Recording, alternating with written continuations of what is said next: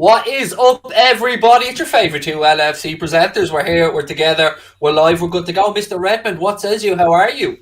I am absolutely brilliant, Craig. Brilliant. Oh my goodness, I could not be happier. And you know what, lads? I'm made up that you joined the show because it was originally going to be me, wasn't it? But you know what? I always prefer doing a show with the one, the only Lord Craig of Anfield Agenda. So I'll tell you what really happened. Here's what really happened.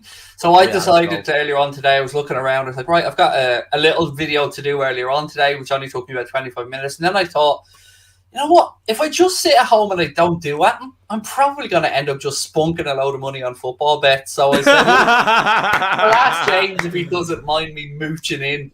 A wise man once said, let's do a show, yeah?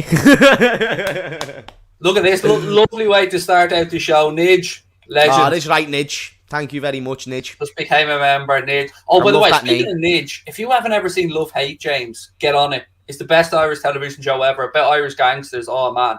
It's brilliant. Okay. All right, I'll give that a watch. The lead character is called Nidge. Oh, honestly, man. I'll tell you how good it is. Love Hate. Okay.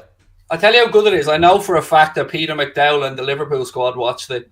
It is quality, mate. Honestly, it is quality. No, listen, I'll take your word for it. I'll give it a watch, lads. I like them type of stuff, like with gangsters and all that nonsense. Because I know I'll never be one myself, so it's nice to look in the light. They got it on the money, mate. Proper Dublin gangland stuff. Like, it's properly done, on the money. Like, it's one you can relate to type of thing. Oh, it's class, honestly. You love it, I promise you. You've got my Craig guarantee. You know what else you've got my guarantee on, James? What have I got your guarantee on, Craig? You gotta do the plug, my man. I was thinking, trying to connect these dots all the time, going, how can I bring a conversation? You find a way. You find a way. I will find a way, and do you know what? You can find a way as well. Not only can you find a way, my friends, you can find a way with 20% off and free shipping simply by using our discount code, which is WFM20, which just know when you're typing that in, that is an abbreviation of We Are Fucking Massive. You know what, James? I said to myself this week, all right, I've been promoting this, I've got my Manscaped set, but I hadn't got the body wash infused with aloe vera sea salt. So I went on and I ordered it for myself and I used their discount code. And good on you. You need to take care of the body as well, don't you, Craig? Can't just look after the eyebrows, mate. You know what I mean? Absolutely. Definitely, lad. You've got to make sure that you're taking care of the old damn package. Oh, absolutely. No, finally, you've jumped on it.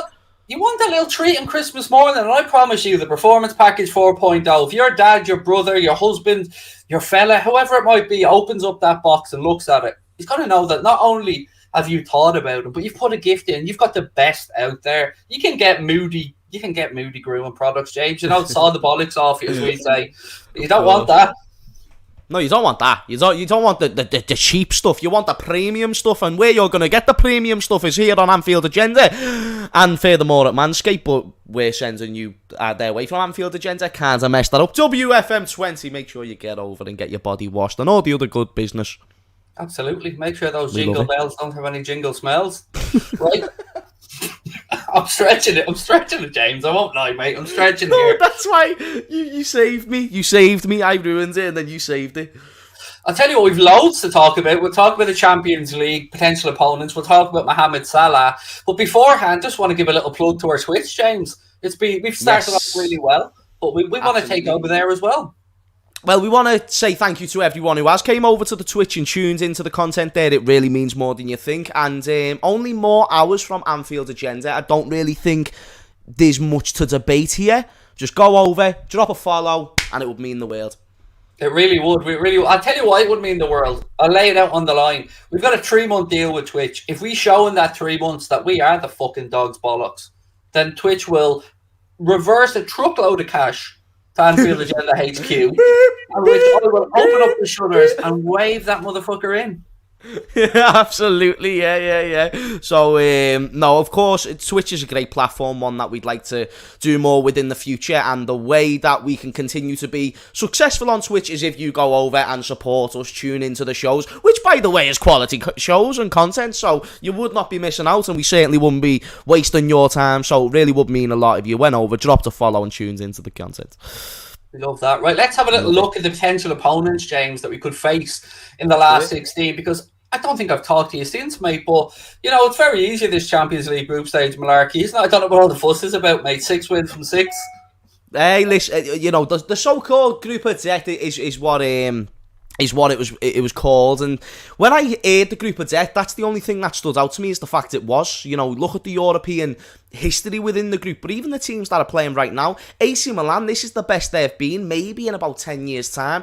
You know, when you even look at Atletico Madrid, they've just won the league. Porto, even though they're not like a European giant per se, they've still got a few Champions Leagues, and they're still near enough there and thereabouts the best team in Portugal. So I do believe it was the group of death, and we went through it with flying colours, no questions asked. Even when we played the second team, and Craig, there's nothing more that I love to see. There's nothing more that I love to see than Liverpool doing what we haven't been able to do over the seasons when it comes to rotating the squad, and that's still winning games. And even if you have to win those games ugly with them few rotations, then that's all that matters, because that's the way City have been winning more than just the Premier League over the years. Not necessarily Champions Leagues, but more so the League Cups, the FA Cups. It's because of their squad. And Liverpool, you know, what defines you as the biggest club in the world? Some people say it's the amount of fans. I say it's the amount of major trophies. And as far as I'm concerned, a League Cup and an FA Cup is still major. Therefore, I'm made up to see that we're doing better than all competitions, even when we make changes. Absolutely, I love this. It was the group of death. It's just that we were the executioners. My God, top tier, mate. That might have just made me horny. That might have just.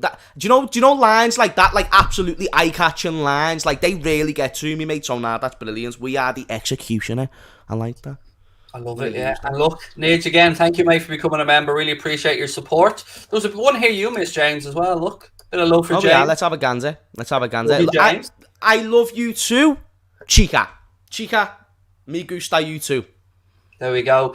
Right, we know who we can potentially face in the last 16. So I'm going to go through the list, and I'm going to ask you who you want and who maybe you don't want. So, confirmed we can play PSG, Sporting. Yep. What are we supposed to call this again? Sporting Club de Portugal, I believe I'm supposed to call it. Internazionale, Villarreal. They've gone through tonight after beating Atalanta by 3-2. Benfica and Salzburg. They're the teams that the Reds can face, James. Who do you want? Who do you not want? Salzburg I want. Bit of Adeyemi goes up. Bit of Adeyemi. Yeah. Well, actually, yeah. Well, that, and also I believe that's the easiest team out of all the teams that you've just listed. Benfica play decent football. I still believe we beat them, but they'd be a rather difficult opponent. I'd say you don't want Inter. You definitely don't want PSG. Even though I believe we could actually beat PSG, and there'd probably be something, you know, rather amazing if we could knock out such a team so early in terms of the confidence that would give us going forward. Like, people shouldn't underestimate that confidence. But in terms of what would be the easiest match to go, the furthest in the tournament, which is what we want to do, I'd absolutely go with Salzburg. There's nothing there that I fear too much. So that's my thinking on it. I want PSG. I want your Neymars, your Messis, your Mbappes. Bring them motherfuckers on. Neymar's injured, so he probably wouldn't make it. Messi, March, he might be March. So he'd probably be back. He had a big injury, though. Do you think he'll be back? When's his sister's birthday again? Just want to make sure it doesn't clash. You know what I mean? Just want to make sure it doesn't clash. You're a lash. But I don't know when his sister's birthday is. But for their sake, let's hope it doesn't run into our game. Otherwise, they're probably fucked. Honestly, mate, I bring them all on for me because nobody's beaten us over 2 legs. The only chance somebody has is in the final in a one-off. Nobody's beaten us. You think there's zero chance of PSG beating us? I'm not saying I disagree, but I'm saying you do not fear them one single bit. No, the only teams I fear are the English clubs. By that I mean. So you don't fear. So you don't fear Messi, for example. No, already bitch slapped him at Anfield with a better team around him. But what about if he's angry about that bitch slap? It's like if you get a lucky shot in on Khabib, and then you run away, and then you see Khabib again. It doesn't mean you're going to be able to get that slap in there. It probably means he's going to take you down, pound your face in, and call you Nancy until he feels like to end. So I do not believe PSG is the one that we want. But I will concede that even though they're the hardest team to beat out of that list, I do also think I agree with you. I think we could beat them, and I believe that it give us major confidence going towards the end of the tournament. I'll take your Lionel Messi and I'll raise you with Divock Origi, sir. Okay, right, I've lost. Right, see you later, boys. I've lost all me. So, you know what I mean? That's all we have to do. Just send Divock out and they'll have nightmares. They'll be all over. Yeah. Actually, I know Origi's in form. Have you seen that Cave Solokol from Sky has said that Gini Wijnaldum could be considering a Premier League return just months after leaving Liverpool? Now, look, I don't know where he may go. Arsenal have been mentioned as a possible destination, but surely there's no return to Liverpool, mate, because I imagine that if FSG made the decision not to give him a decent contract, you know, they're not going to take him back now. This is very interesting because I like Gini, and I've actually been one of the people saying that I wanted Gini to stay at the club in the summer when you looked at the circumstances. But the one thing about time, and time is a very beautiful thing, is that things change, and the situation we're in now is we've got a Harvey Elliott who's due to be back in the next month or two. We've got a Tyler Morton who, at least I believe, he's not first team quality. He's not better than Gini Wijnaldum, but there's qualities there that I want to try and see Klopp utilise and make better as quick as possible so we can then get them minutes because, you know, I've always said the cream will always rise to the top, and in this instance, I think Tyler Morton has proved himself that he can be a very valuable option for this team in terms of stepping in big games, and the San Siro is one of those, and I thought he has another flawless performance. So I wouldn't take Gini back now, and that is a big part to do with Tyler Morton. But would I be against this? Like, say that happens, would I be upset about it? Absolutely not.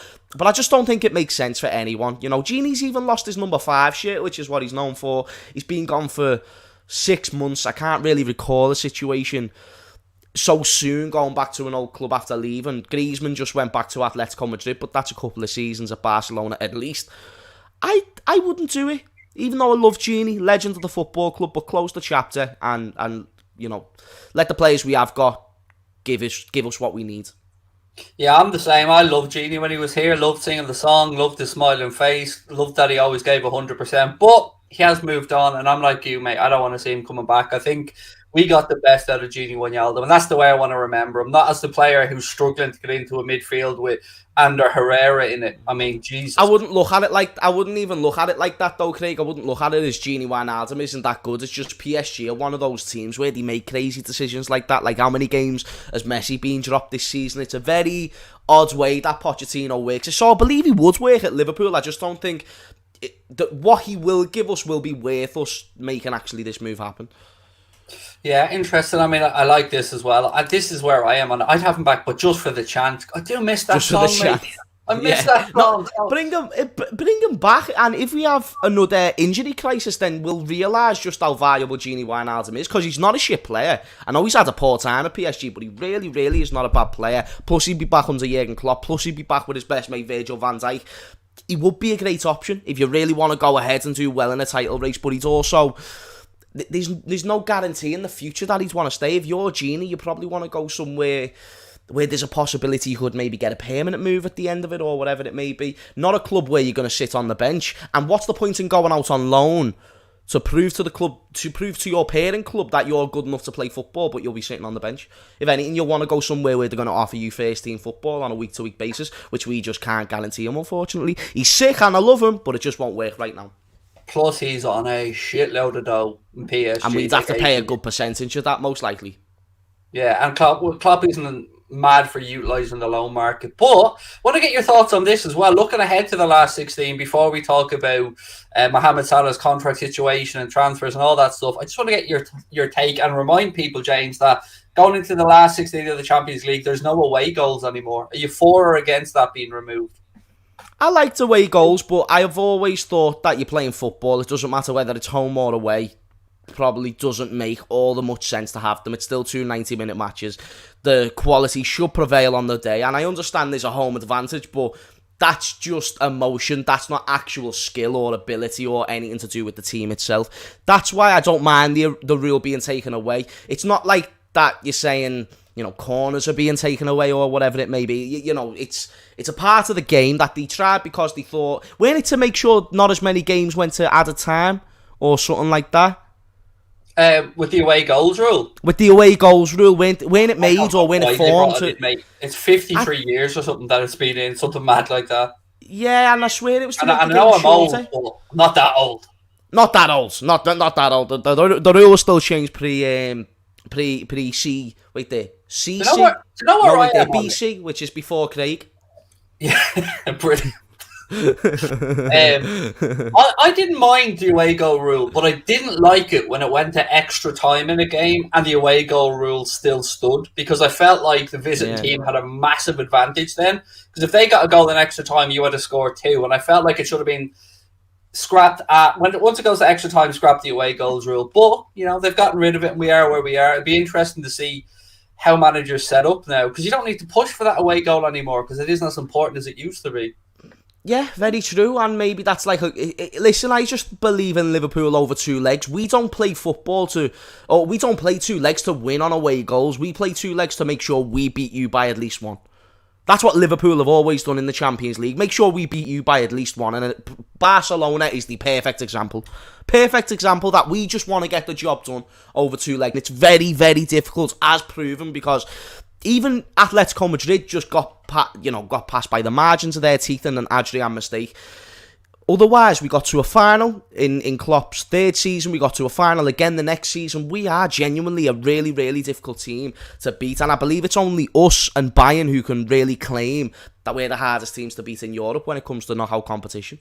Over 2 legs, of course. Absolutely, I agree. And that's why I'm so confident in the Champions League this season. I'm not as confident for the Premier League. I mean, it's looking like City are starting to get into a groove in the Premier League. And, we talk about being able to put together a run of 5-10 wins in a row. They're capable of doing that. That's the definition of 5 or 10 games in a row is Manchester City. But if there's any team that's going to push them to try and give you a little bit of confidence, Craig, it's going to be Liverpool, man. We're scoring goals for fun. And I fear Man City because, like you said, not now, not just then, and also in the future, you just know how to win. That's their club now. That's what everything is about there. Unless it comes to Champions League football, of course, but they know how to win games of football. They know how to get them win streaks, and that's something to fear. But the only team that's proven they can keep up on the heels of Man City over the seasons is Liverpool Football Club. So we've got to take something out of that, don't we? True. Slightly off topic, but I want to ask you, have you heard any extra sirens around Liverpool today, no? Not that I've noticed. We hear a lot of sirens every single day, but how come? Well, Paddy Murphy's over there, and there's been reports of women fainting, and I just wondered if, no, a few of them needed medical attention, haven't seen the god that is Paddy Murphy.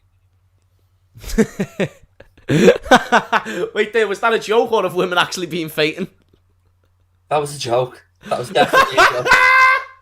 I was thinking, wait, women fainting? I feel bad for them. In fact, now that you mentioned it, Craig, like past me house. Oh, he's over there, and he's gonna. I think you're gonna try and meet up for a pint after. We're gonna go for a little pint before the game. Yeah, 100%. Right, so he's gone behind enemy lines as well. He's doing the stadium tours at Old Trafford and at the Etihad. So that's mad. When I heard him that he was doing that, I was thinking, bloody hell, giving them your hard-earned money, Paddy. Oh dear, yeah. But apparently he's doing there to do an undercover job. So he's like a Rafa 2.0. The Irish Rafa is what our Paddy is. You should just keep asking in the Etihad where do they keep the European Cup? Just constantly, over and over. He might get kicked out. He might get kicked out. Because that's probably like a really offensive joke to them. Yeah, that's like calling a leprechaun a leprechaun. You know what I mean? They don't like it. They're just small people. So it's one of them things where don't call me a leprechaun, mate. They're imaginary people, James. They don't exist. I know, but there might be some people who think they do. So when you go and see a little guy, you think, hey, yo, what's up, little guy? You're a leprechaun, right? Imagine if they have an Irish accent as well. Oh, confirmed. Listen, Fabrizio Romano, here we go. Defo a leprechaun, confirmed. James, I've got to bring it up. It's been a while since we spoke. Can you hear the train coming? Jude. And I'm saying Jude. Jude. Nah, I like it. Go on. What have we got today in the Jude Bellingham special? Well, before I move to this, I want to just remind people that myself and James had a great little debate around Erling Haaland. I took the stance of trying to find a way to make Liverpool sign him, and James took the stance of why we're not going to sign him. So that video is worth give it a watch. But the next one we're going to do on Monday, James, is going to be around Bellingham. And I'm going to take the positive stance, and you're going to have to try and argue against why we should not sign Jude Bellingham, or why we will not sign Bellingham. So it's like saying, why wouldn't you take £1 million if it was offered to you for free? That's going to be difficult. All I really had there was the agent. That's all I had, the agent against me. I had to try and fabricate a story. But according to reports, Liverpool are certainly interested in Jude Bellingham, but Jude Bellingham will not be crowned with success, or Liverpool's attempts to sign him will not be crowned with success. That's according to reports in Germany. The Reds have been linked with a move for him. Still only 18 years of age, but Borussia Dortmund have said that they won't be letting him go anytime soon. They want to keep him there. His current deal runs till 2025. Yeah, it's going to be difficult by the looks of it, James. It's going to take a lot of money. It'll take a lot of money, but you go ahead and do whatever you can to get that done. I don't understand why we can't get this signing made. And shout out to Diego C. Palace, who's just mentioned we've only got 106 likes on the stream. And it would be really appreciated from myself, and I'm sure Craig, if you could get them up. And the one thing that Liverpool need to get up is their fucking password to the ATM and pay that money for Jude Bellingham. Honestly, because Craig, I'm telling you now, and I'm telling you that this is for free. This is a freebie to you right now, my mate. And you already know this. But I'm giving you my card as well. Jude Bellingham is sensational, and there's very few young footballers in world football that I'd much prefer over that player. And that's why I think when you look at what he would offer us over a long period of time, when you look at what he would offer us marketability-wise, because he's going to be the mainstay in England's midfield. So anytime England's are in the Euros, we've got the best midfielder, or most likely the best midfielder at that point, running the string or pulling the strings in the midfield. That's only great for Liverpool in terms of marketing, but it also makes us a better team. If there's anyone who's going to be the next Steven Gerrard, it's going to be Jude Bellingham. And I'm not saying he's going to become as good as him. I'm not saying the exact same player, but he's got a hell of a long shot on him. And he's actually a good all-round player, and he will press. He's not someone who's just going to come into the team and he's going to, like a Bruno Fernandes, he's going to wait for the ball to come to him and then try and create a little bit of magic. He will be the one who wins the ball back to then create the magic, and that's why to have that over a long period of time, you're probably not going to have to pay him extortionate wages when he first joins, and you can offer him success and also possibly first team football. I think you just jump on it no matter what you pay. I actually think it would make sense if we held off a year and did allow him another year at Borussia Dortmund, because one, the finances will be put in place, and we'll know the situation then with our front three as well, with what the age profile of the squad is. But let me just throw this out there: Tyler Morton, Harvey Elliott, Curtis Jones, Jude Bellingham. I mean, that's I just feel sorry for Curtis Jones. I don't know. I feel sorry for Curtis Jones because I don't know where he'd get into that midfield. I think Tyler Morton and Curtis are two different players. Harvey, for me, at least, starts over Curtis in a more advanced midfield role. And then Jude starts over Curtis. And we're not going to play a four-man midfield, so it's interesting to see where he will get into the team. But the one thing I like about all competition with the likes of Jude Bellingham, because say if he came in and he was a flop, the only way it'd be a flop... Wash your mouth out, sir. But I've got an end to the point. The only way it'd be a flop is if Curtis Jones stepped up and Harvey Elliott stepped up, which is only a good thing because that means they're going to probably be very, very good players. So competition is never a bad thing, and someone like Jude Bellingham will give the likes of Curtis Jones and a Harvey Elliott a kick up the arse. Did you see what it did there, Craig? Still benefited Liverpool in the end. I'm not saying he will be a flop, and I highly doubt he will be, which is why I'm saying I'm concerned for Curtis. Curtis, the other scouser in our team, but Jude's just another level at the moment. He's one of the world's best, and he's fucking, like you said, 18. And the thing about Curtis Jones is he'll rise to that challenge if Bellingham came in. He's no shrinking. He'll back himself. And I'm already starting to work in my head, James, of redoing that "We've got the best midfield in the world" song. I'm already starting to redo that in my head for the current future crop, because when it was like Mascherano, Alonso and Gerrard, so now we're going to be doing it for this one as well. Hey, listen, that'll be a great midfield. Got to get the songs up. All English as well. All English midfields, I believe, unless Tyler Morton's well. Yes, homegrown galore there. Hang on. Yeah. I believe Tyler Morton's English. Nice. Keep Fabinho there. What's he now? 28, 29? Easily get another 4 years out of him in that position as well. Oh, yeah, absolutely. Absolutely. Unless Tyler Morton becomes just some monster out of nowhere. True.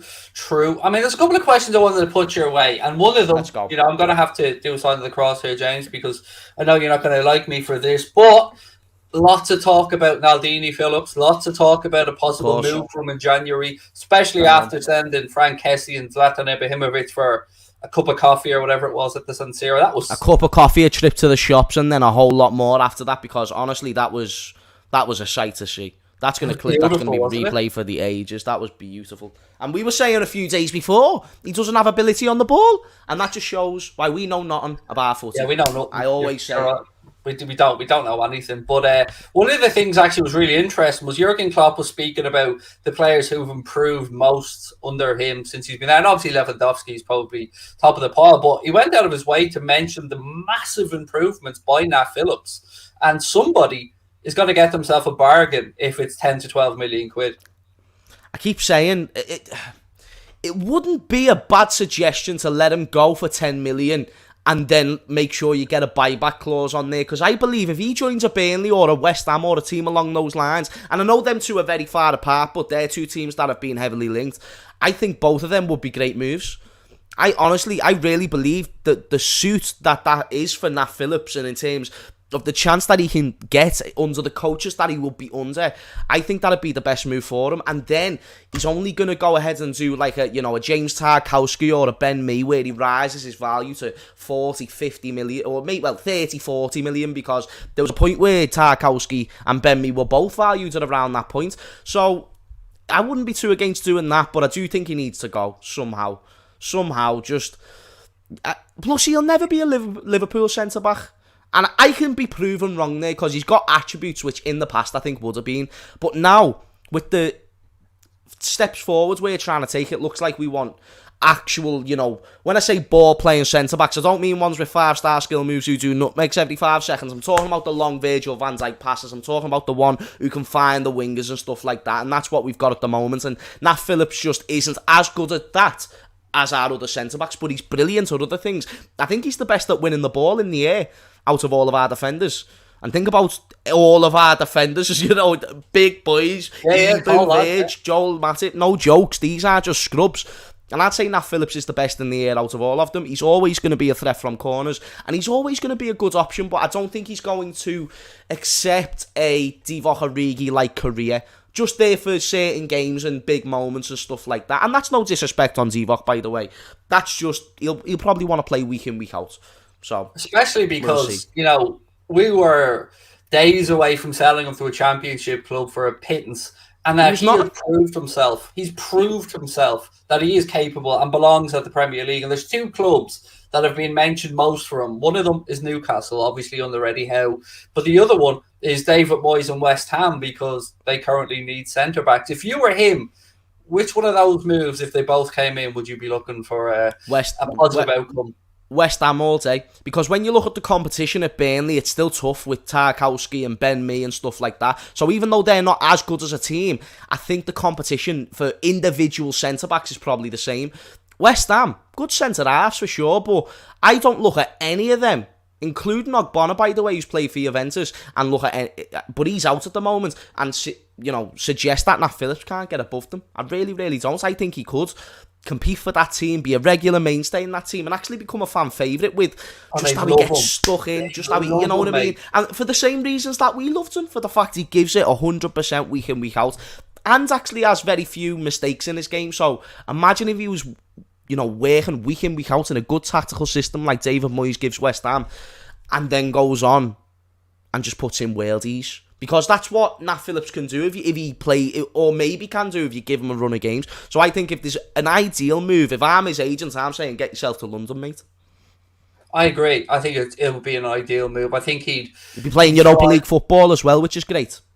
Yeah, and again, they're top the group, and I just can't see any negatives to that. And I hope he does get a move, not because I want him out of the club, no, nothing like it. Just because he deserves the opportunity, he deserves to be playing. He does. What he did last year for us was nothing short of heroic in those circumstances. He went so composed. He went from, yes, the composure is the right word to use, and he literally went from a 24-year-old in the under-23s to a Premier League established centre-back. That doesn't ever happen usually. So really, when you're looking at it from his point of view, his agent's point of view, you got to think, so what, stay at Liverpool for another year, play 2 or 3 games a season, get a few off the bench cameos, and then what? Me value goes lower, people forget about me. That's what football, that happens a lot in football nowadays, Daniel Sturridge, Jack Wilshere, some prime examples. You do not want to become irrelevant. You do not want clubs to not want you. And if you were Nat Phillips and you turn down West Ham, but then a year later, while you've played those 3 games, you've got Portsmouth, who've just been promoted to the Championship, wanting you, or one of the top-end Championship sides wanting you, you're going to be thinking, I missed the mark there. So jump on it now while you're still hot and while people know that you're on form. Absolutely. Just want to give a little quick shout out. Got COVID, waiting in bed for the streams every day with a cup of tea. Philip, my man. Philip, get well soon, my friend. Hope your symptoms are as mild as they are, my man, and I can be, and I hope you're back fighting fit as soon as possible. To anybody out there that's unwell or that's got COVID as well, sending you lots of love from all the team here at Anfield Agenda. I know what it's like. Trust me, having had the missus and the son locked up, my wife was doing a nut up there because she's not like me, James. I'm accustomed to this sitting on my arse and doing nut malarkey. She's the exact opposite to me. She's constant movement, out and about, always wanting to do something. Yeah, not she me, wears the pants in the family. She absolutely does for good reasons as well, because nobody'd have any pants if I was left in charge because they'd be all spent. No money left. I'm awful, mate. Money burns a hole in my pocket. I won't lie to you. I think it does with everyone, lad. Don't you worry. I think you're not going to be the first nor the last person to have them money problems for sure. Couple of other links that are doing the rounds, and I want to just put to bed real quick. Rudiger being one of them. I mean, it looks like Rudiger, it says his destiny is to join Real Madrid as a free agent. Bit of a turnaround for him as well from when he went in there to Chelsea. There was questions about would he work, would he be a good signing? He has been, to be fair to them. He's shown good leadership and probably the most attack-minded centre-back we've seen this season. Joel Matip gives him a run for his money. But no, he's brilliant. He's always had that quality. It's just about, was it, who was the right manager to get it out of him and who was the right manager to motivate him. And it turns out that was Thomas Tuchel. Ever since he's been there, a lot of people are saying he's their best centre-back. I always say Thiago Silva, but you still can't disclude that, even though he's in a back 5, he's not really, because the wing-backs are more like wingers. So he's actually there with 2 other men still doing a phenomenal job, by the way. So he also has some very good people sitting in front of him, like Kante, Jorginho. But even still, I wouldn't say that's enough to say, oh, it's just the system why you're that good. He's actually just been stepping up. He's had a different motivation. And I wouldn't rule off Real Madrid being interested there, to be honest. They need someone experienced, a leader. He could go there and do a job. Yeah, especially with Ramos having pissed off the PSG, they absolutely do. I want to just bring up Mohamed Salah because, look, we all know we want to get it done. He wants to get it done. The club wants to get it done. Klopp wants to get it done. But that interview, mate, I'm looking at the still image of it now where it said, and this is a quote from it, but you need to feel that they know what you've done to the club and that they're ready to do anything to make you stay. I mean, look, it's dragging on, mate. There's talk that the club want to get it done before he goes into the final year of his contract, but I say it needs to be done even quicker than that.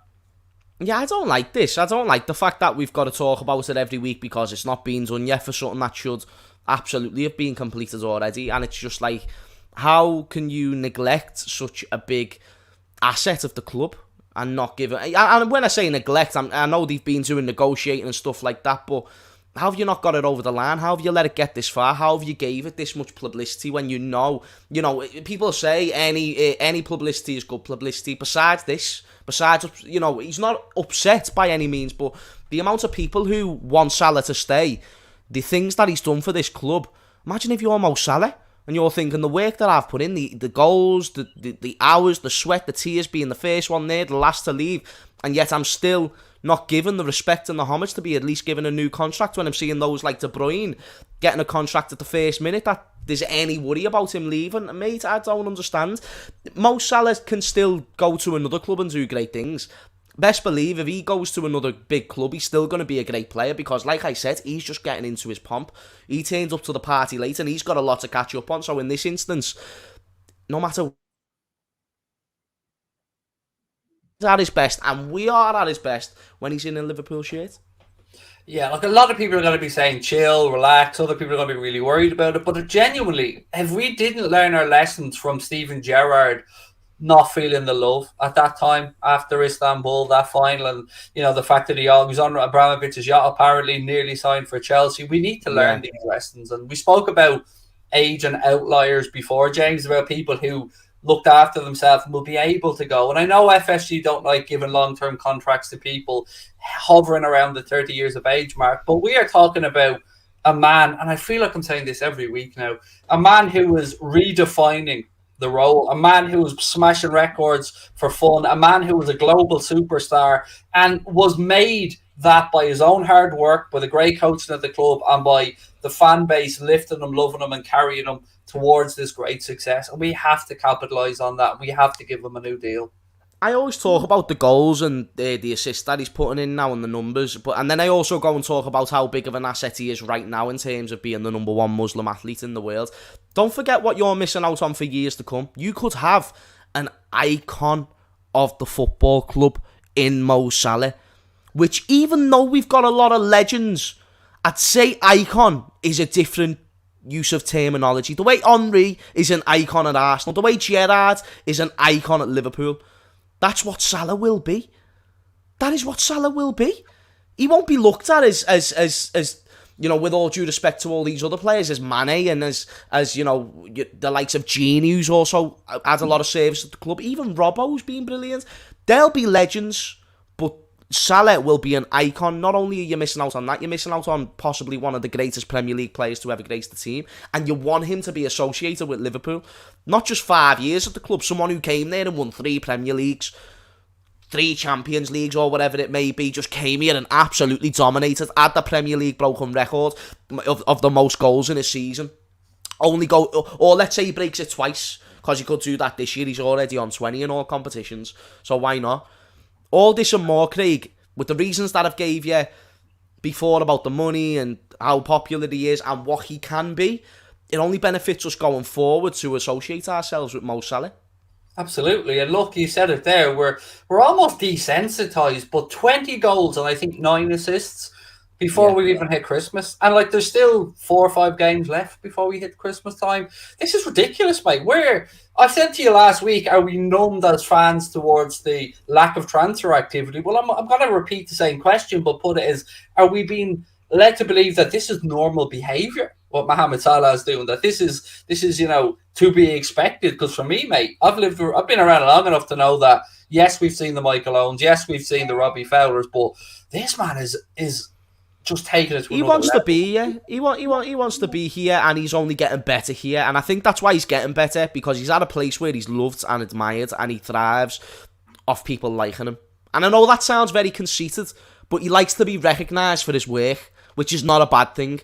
It's not a bad thing to want to be recognised for your work. If you do something brilliant and you want people to watch you perform, you want to see reactions to give you that juice to keep going forward. And another thing, I thought you were talking about Anfield agenda there for a minute, James. Yeah, of course. I mean, in another context and in another parallel universe, of course I am. But in this instance with Mo Salah, you've got that on the side, and then you've also got the teammates. People suggest that him and Mane was, I bet you, the best mates behind the scenes. And then even Shimaka's, he's got mates within the squad. The teammates call him the best player in the world. He's a leader. He's like a silent leader. And that's what I love about Mo Salah. He's not someone who needs to come out and speak all the time, make all these statements on why he's the best. I wonder. Like Ronaldo commenting on Instagram posts saying "factos." He just needs to keep on doing his talking on the pitch. And at Liverpool, that's what he's going to keep on doing. So for us to have got to this point and not give him a contract, it's a shame, lad. I wonder if anything, if the gaffer situation is playing on some people's minds, because we're all talking like Klopp's definitely leaving in 2024. I mean, I put it to you, James. We should start a motion now to get Klopp extended. We should keep that pushing.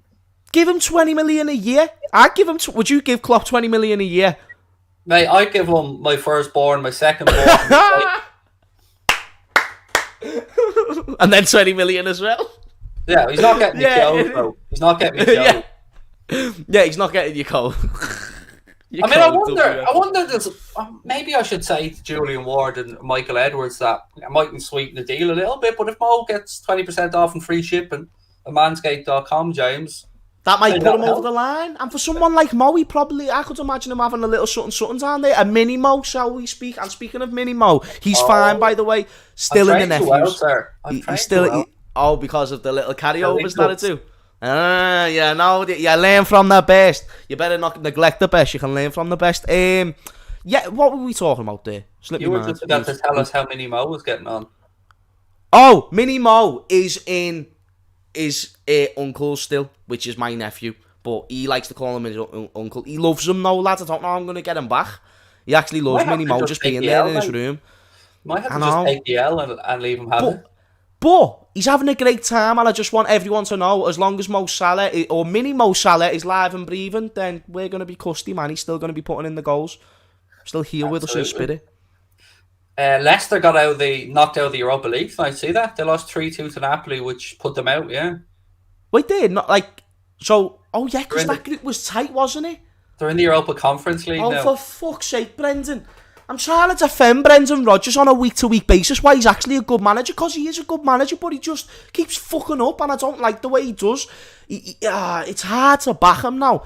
It's like saying your mate pulls absolute 10 out of 10s in like nightclubs and shit like that, and you're promoting him as the badass of the club, but then he's going there and getting fours. And there's nothing wrong with fours. Listen, the world is a worse place without the fours.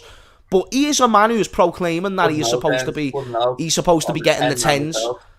You are a 10 man and you're the one pulling 20s. But that being said, in this instance, I don't understand how I can keep defending Brendan Rodgers. He is a terrible European manager, just when you look at his track record.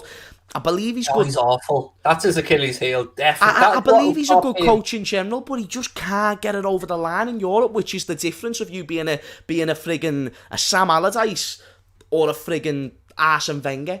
Do you know what I mean? Like a fucking top manager. So Arsene Wenger never won the Champions League. That was a terrible analogy, but still, you get my point.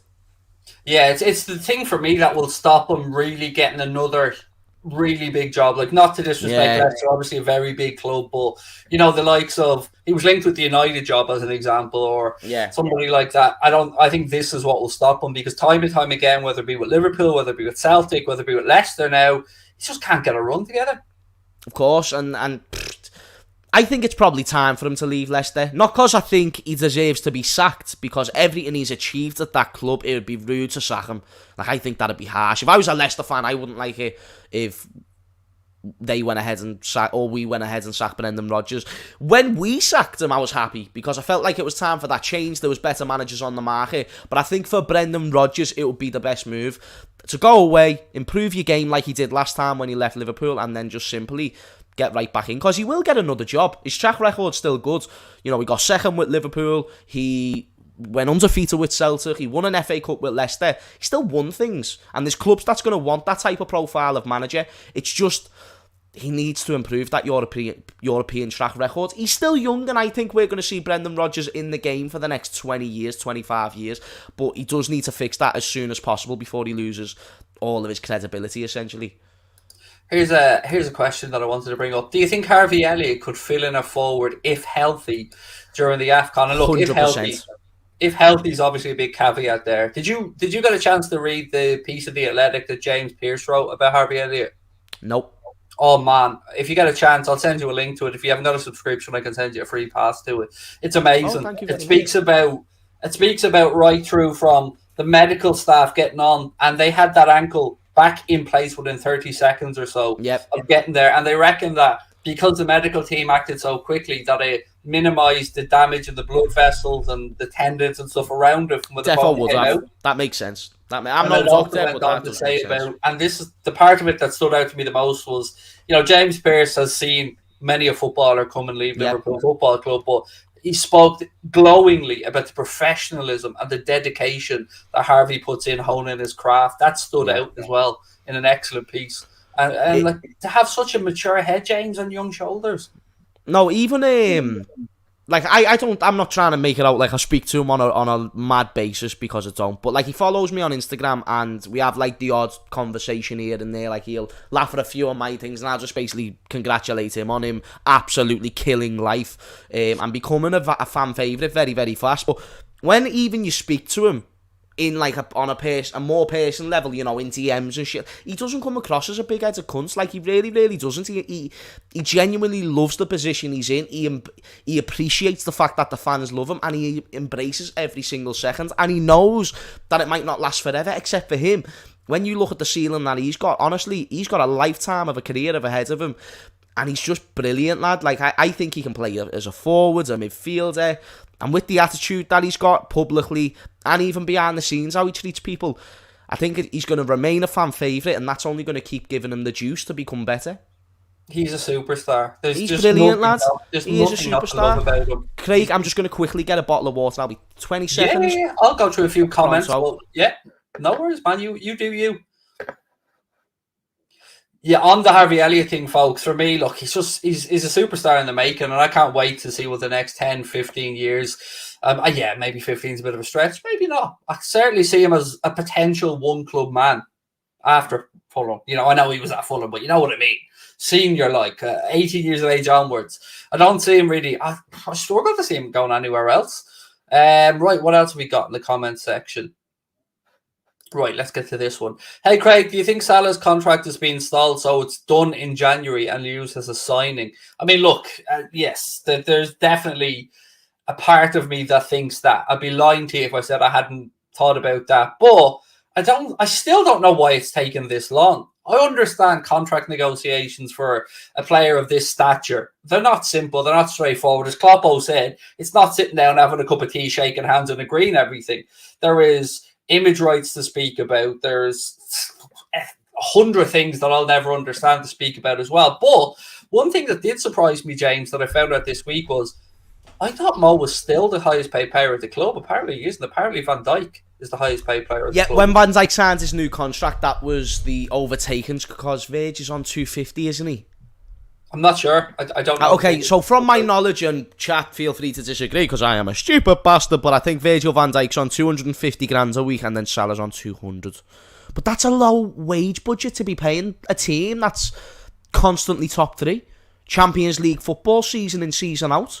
So you can offer to give Mo Salah a little bit more if your second best player, who is the best centre-back in the world and has been before he signed that new contract, is on 250.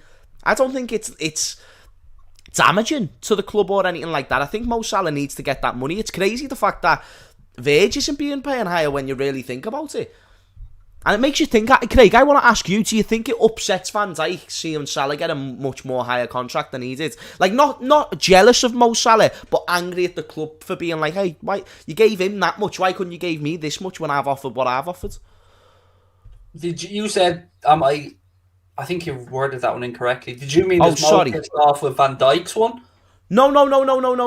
So because Mo Salah, if he gets that new contract, which will be in the region of 400 grand, sorry, I should have explained more. 400 grand. I picked it up wrong, mate. That was on me. And Virgil van Dijk sees that after just signing his new contract in the summer for 250. Does he think, well, since I've joined, in the first season I joined, we got to a final. In the season after, I made sure that we won the final. Season after, we won a Premier League. And the season I weren't there, you won nothing. So why aren't I getting paid the big bucks as well as Mo Salah? Like, do you get what I'm saying? Yeah, I mean, it's a fair point. I guess the only answer I can give you is that he's clearly happy with whatever was negotiated because he signed the deal. And it's a good point. Maybe he's not after that like that. Like, I know we like to have this idealistic view of football clubs now, but I wonder where the club, when they were negotiating with Hendo, with Van Dijk, with these other players going, you know, we've got to be careful because we still have Mo to do. We still have to try and get Mo's run over the line, so we've got to be careful with our budget. I wonder where they lowball some of the other lads. By the way, this could be true. Maybe I've gone a bit too much saying 250, 215. Like, maybe I just could have got the numbers mixed up. So, sorry, Craig, what was that question? I was saying, do you think maybe the club lowball some of the other lads to try and say, look, we need to keep money in the budget for Mo here. Yeah. We need to, you know. There's still a business. You know, even businesses try and undermine the staff. How many staff do you see, you know, loyal staff that's been working at a company for years still kind of getting fucked over? It happens on a regular basis. You know, the fact that Gini Wijnaldum won a Premier League and a Champions League and done all that earning 75 grand a week, only 15,000 more than Nat Phillips. Unbelievable to me. So I do believe they try and undermine players and I do believe they try and undersell them, but that's just because it's business, not because FSG don't have to love the players the way we do. It's ideal if they do, but they don't have to. They've still got to look at, if they love every player, and just give every player what they're worth. You could end up like Arsenal or Man United with what they've done with De Gea's and Aubameyangs and stuff like that. And it just, even though De Gea is still decent, it hasn't lived up to what it should be for that amount of money a week. You know, we don't want to give Mo Salah 400 grand and then he goes shit. Same when City paid De Bruyne a lot of money. You don't want him to go shit after it. So doing that with everyone, someone is bound to go shit. But I feel like Mo Salah is that much of a guarantee. It just shouldn't matter. Just give him it. Like, don't. I want to go on to talk about the other two lads here that haven't been spoken about with the contract situation. But before I go on to the two of them, one of them has given us a bit of good news today. Bobby's back training. Facts, yeah, like factos. Yeah, back training. Love that. Images are out there. Check out LFC Goals on Twitter or Liverpool Goals. I can't remember which one it is. Yeah, he's back training. It's great. We love that. Listen, Bobby Firmino being back in training is nothing but beneficial to our team. It's a different option to the squad. It gives Jota a rest if he needs it, Mane a rest if he needs it, Salah because he won't need it, so he'll still be in the team. But Bobby Firmino being there front line and centre is what I love to see, and he was in good form before he was injured. And with Mane and Salah set to go out, it's great to see him back in, because if you tell me a front three of Origi, Bobby and Jota, I don't hate that front three. I don't hate it. It's not my favourite, but I don't hate it, for sure, even if you're replacing Minamino for one of them. So it's good to see him back, and I think he's going to have a big impact.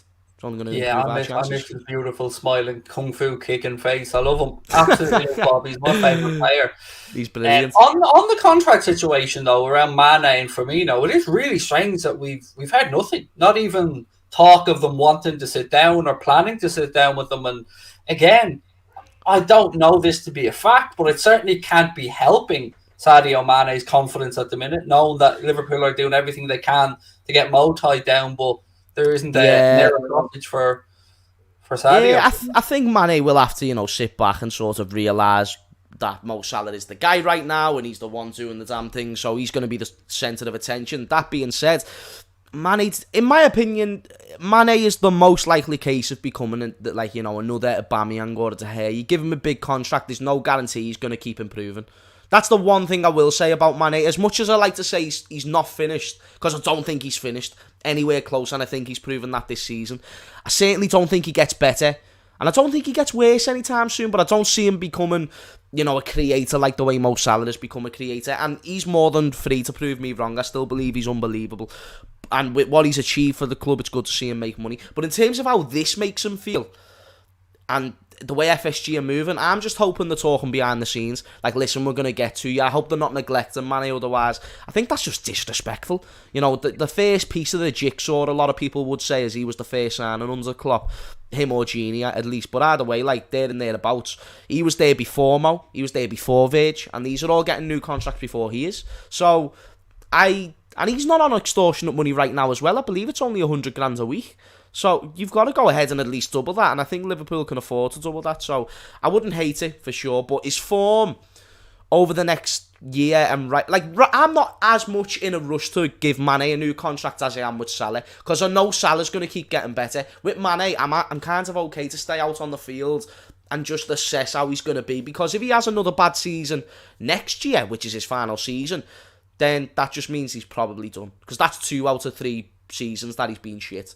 So you don't want to go ahead and renew someone's contract, even though he's achieved a lot with the team. So that's what I'd do. I'd get the one that you need to get done now, worry about Mane later. And if it makes him feel sad, then I'm sorry, but I don't want to make my Mane sad. But lads, either way, that's just football, innit? That's just football. I think you were spot on there. And look, I want to give a shout out to a show that's coming up tomorrow, actually. I think it's going to be on Twitch. I think Connor wants us to do it on Twitch. So myself, Chris Stonage, and 2 of the other gents in the LFC transfer room are going to be sitting down, and we're going to be talking about Liverpool's targets for the January window and the summer ahead. 3 or 4 players in particular. Tomorrow night, 8:45. So make sure, again, that you guys are on Twitch, that you do give Anfield Agenda a follow, that you've all your notifications stuff turned on, because it's really got to start now. We're going to be pumping out the transfer content. Our partnership, our relationship with the guys at LFC Transfer Room is really going to be kicking off now. And I can't wait, James. I can't wait to talk transfers. I love them. I'm a big kid. It's always fun to talk about hypotheticals. It's the most fun thing in football, and more importantly, it's going to be useful to have someone as acquitted acquitted. No, equipped. That's the word that I'm looking for. Well equipped, like LFC transfer room, to give us the news and the insights on what's going on in Liverpool Football Club and who we're looking at. So if you missed that show, then I do not know, because I'll make sure that I'm front and centre having me popcorn. We love that, James. And look, to finish up tonight, my man, let's look ahead to the game at the weekend. I mean, I know you've secured your ticket. I know Mr. Paddy Murphy's going to be there as well. But what do you think of give me a score prediction, give me your thoughts on how the game will go. And I don't want to ask you for your thoughts on Stevie G, because I know you refer to him as your dad. I know you love him, and we all do. So that won't change no matter what happens. But thoughts on the game? Absolutely, and you're right. I just want to clarify, not in change. Win, lose or draw, like Steven Gerrard will always be, like, as you said, my dad essentially, but well better than me. Anyway, my thoughts on the game, when you look at Steven Gerrard for what he is in this fixture, a rival, someone who is coming up to take all 3 points, and I love his mentality as a manager. And if you ask the Aston Villa fans, a very tough bunch to win over, by the way. The majority of them are sold on him already. After having a manager who did really, really well for them. I know he had a bad end of losing 5 games, but if you ask a lot of the Villa faithful, they'd say that they still would have had Dean Smith at their disposal, because even look at what he's done at Norwich since joining there. He's not a bad coach. It's just, at that time, it just seemed to be the right move. But I do believe Steven Gerrard's better, and I think what Aston Villa needs right now is a Steven Gerrard. And people underestimate how impressive that achievement was with Rangers to go undefeated and then be top of the league again right now against the competition that's there. Because even though there's not a lot of competition in Scotland, there's still teams that can beat Rangers, but he makes them unbeatable through a tactical setup. And with Michael Beale, McAllister, etc., they've just got the perfect combination. And with where Villa want to go and where Gerrard is right now, it literally rises both tides. In this fixture, the way he set out Villa so far is exactly how I expected him to set out. Go to win every game, but make it fucking difficult.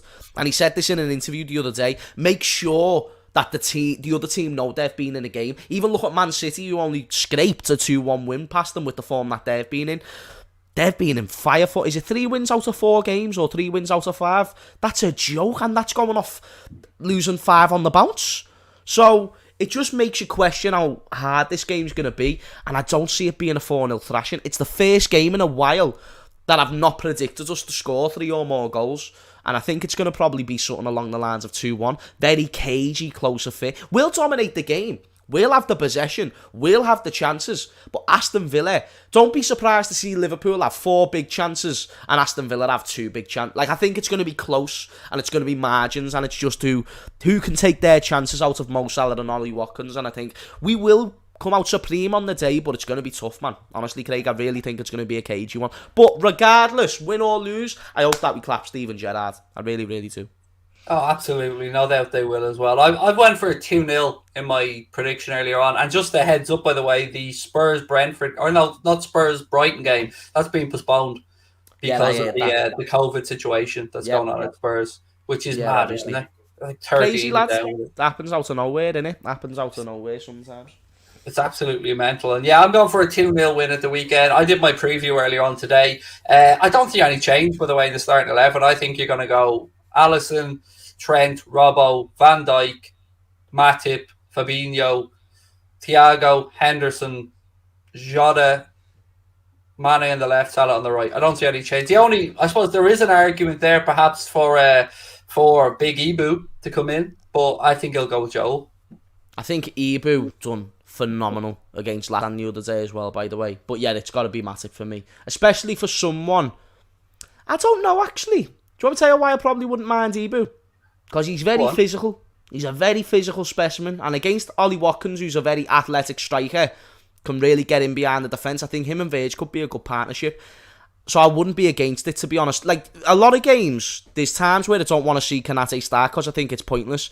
Just use Joel Matip. He would have been... Like, Southampton, Konate didn't need to play that game. I thought Matip would have been perfect for that game. But this one, I really feel that this suits Konate more with the physicality that Ollie Watkins will bring. And Matip can compete with the best of them physically, but just in case, like now instead of one physical beast in Verge, you've now got 2. Yeah, and with that high line that we play, watching Ollie Watkins, he plays on the shoulder, he arcs his runs, he's going to be waiting there. Look, Joel Matip is no slouch, but he will, I think, a little bit faster, so maybe I'm second guessing myself. Maybe, but in terms of where we're going to need to win this game is the midfield, because that's what Gerrard has revitalised at that Aston Villa. He's made and we all said it. What is he going to do with John McGinn? John McGinn's been a completely different player. Nakambu, he's been doing that McKaylee role. Nakamba. Remember Marvellous Nakamba? Yeah. Marvellous. Well, a lot of Villa fans are saying he's the new Mukiele. Who's the McKaylee? What's his name, lad? The fella who invented the role, the Houlden role. Makaleli. I don't know how I forgot that name. Absolute legend. Yeah, it turns out that he's reinvented that role apparently. So John McGinn, they've been doing bits sitting in front of the defence. It's going to be hard to break them down, I think. Yeah, I think it's one of these games, the longer it drags on, the more belief Villa are going to get. So I'm hoping we come out 100 miles an hour and get ourselves an early goal. Origi to come on in the last minute and maybe get a winner again. I mean, I want to see a convincing win this time, but listen, I'll take what you can give me. Have you seen the video clip of Wakefield actually giving it to Divock Origi? Wakefield? Yeah, the singer of Saturday Night. Oh, yeah. She actually sang the Origi part on stage. Oh, brilliant. Good on her, and rightly so. Every single Liverpool singing person should absolutely sing Divock Origi's name at any given chance. Make the job worthwhile. Absolutely. Look, we've reached the hour mark, James. I'm gonna knock it on the head and say thank you to our sponsors, Manscaped.com, 20% off and free shipping this Christmas with the discount code WFM20. Want to give a massive thank you to my man, not my son, as somebody in the chat thought. Again, I'll bring it up for context. Said too good looking to be my father. Too good looking to be my father. Down, mate. Don't put yourself down. There's just too much hair there. Hey, listen, I'm still a 9, but you can't compete with the 10s of this world. It is what it is.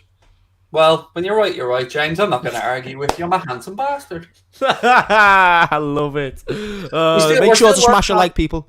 We're still working on that perfect human being, by the way. The Steve Bland, James Redmond, Craig Houlden mashup. What did we agree to? My hair, Steve's beard, and your face. What more do you want? What more do you want? Love it. Unstoppable. Absolutely. Look, I'll be back tomorrow for a couple of shows. I'll be with the Transfer Room lads tomorrow night. James, you're going to the game on Saturday. Oh, yeah. Looking forward to that. Have a good one. Of course. And looking forward to hopefully seeing a little video of you and Paddy Murphy. Yes, that's what we're going to need to do. I'll make sure I get that done and I'll send that to you. Nice. Right, sir. Man. We will call that one a night, ladies and gentlemen. Thank you as always for your time. Don't forget, drop a like on the video, hit the subscribe button, get over to Twitch, give us a follow on there, and then get back over and go to James Redmond TV and make sure you've got your notifications and subbed and all to James's channel as well. And we will be back. I don't want to give you bad news ahead of the weekend, mate, but Steve's not around on Monday, so it's just going to have to be me and you. We'll have to put up with it, but I am going to miss Steve for sure because he does make the show, doesn't he? So it's going to be a big miss, but he'll be back soon. He's in Copenhagen having a nice weekend away with the missus. Oh, yeah, I forgot. He said he was going on holiday. Enjoy. Look, folks, thank you as always. We will talk to you soon. Take care. Up the Reds.